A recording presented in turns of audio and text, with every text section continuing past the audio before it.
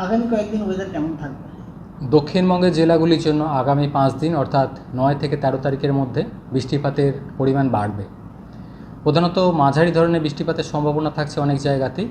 স্থানীয়ভাবে দু এক জায়গায় ভারী বৃষ্টিরও সম্ভাবনা রয়েছে। বেশিরভাগ সময়টাই মেঘলা আকাশ হয়ে থাকবে।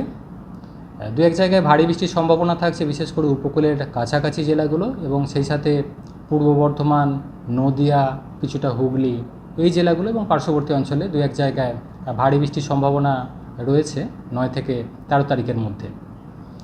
কলকাতা পার্শ্ববর্তী অঞ্চলের জন্য প্রধানত মেঘলা আকাশ হয়ে থাকবে আগামী 5 দিন।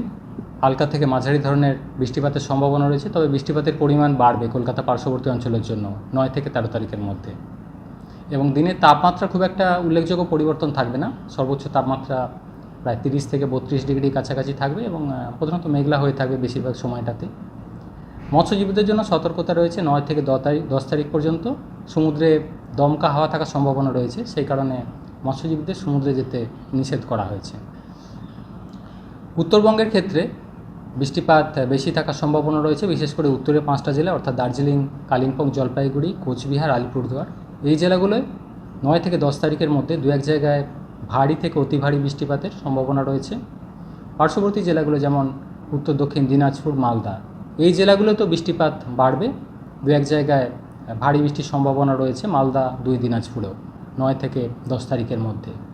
এবং তারপরেও পরবর্তী আরও 3-4 দিন উত্তরের জেলাগুলোতে বৃষ্টিপাত, উত্তরবঙ্গের জেলাগুলোতে বৃষ্টিপাত কন্টিনিউ করবে। দু এক জায়গায় স্থানীয়ভাবে ভারী বৃষ্টির সম্ভাবনা থাকবে উত্তরবঙ্গের উত্তরের জেলাগুলিতে তারপরে। ফলে পাহাড়ি এলাকায়, দার্জিলিং কালিম্পংয়ের পাহাড়ি এলাকায় কোথাও কোথাও ভূমিধসের সম্ভাবনা থাকবে এবং নিচু এলাকায় জল জমার সম্ভাবনা রয়েছে। কলকাতার ক্ষেত্রে কলকাতা পার্শ্ববর্তী অঞ্চলের জন্য হালকা থেকে মাঝারি ধরনের বৃষ্টিপাতের সম্ভাবনা থাকবে। বৃষ্টিপাতের পরিমাণ কিছুটা বাড়বে 9 থেকে 13 তারিখের মধ্যে।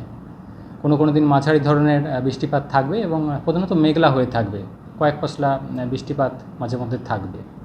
তাপমাত্রার উল্লেখযোগ্য পরিবর্তন থাকবে না, মেঘলা থাকার কারণে দিনের সর্বোচ্চ তাপমাত্রা 30 থেকে 32 ডিগ্রির মধ্যে থাকবে। কদিন থাকবে? বেশি থাকবে বৃষ্টিপাত দক্ষিণবঙ্গের জন্য আগামী 5 দিন অর্থাৎ 9 থেকে 13 তারিখের মধ্যে, বা স্থানীয়ভাবে যেটা দু এক জায়গায় ভারী বৃষ্টির সম্ভাবনার কথা বলা হচ্ছে মেনলি 9 থেকে 13 তারিখের মধ্যে। মৌসুমি নিম্নচাপ অক্ষরেখা বর্তমানে দক্ষিণবঙ্গের ওপর দিয়ে অবস্থান করছে এবং সেই সাথে একটা ঘূর্ণাবর্ত রয়েছে পার্শ্ববর্তী অঞ্চলে। বর্তমানে সেটা বাংলাদেশের ওপর রয়েছে একটা ঘূর্ণাবর্ত। এর কারণে দক্ষিণবঙ্গে বৃষ্টিপাত বেশি থাকবে আগামী 5 দিন এবং দু এক জায়গায় ভারী বৃষ্টির সম্ভাবনা তৈরি হবে 9 থেকে 13 তারিখের মধ্যে।